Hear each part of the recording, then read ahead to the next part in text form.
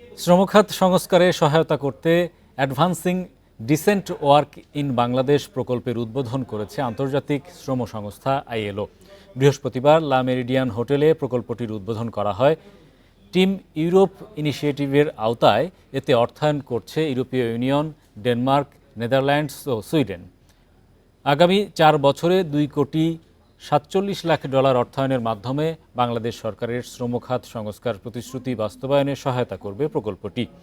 আর এই সংস্কার সুশাসন, মৌলিক নীতি ও কর্মক্ষেত্রে শ্রমিক অধিকার সুরক্ষা সহ বাংলাদেশের স্বল্পোন্নত দেশের মর্যাদা থেকে উত্তরণের জন্য গুরুত্বপূর্ণ ভূমিকা রাখবে বলে আশা করা হচ্ছে।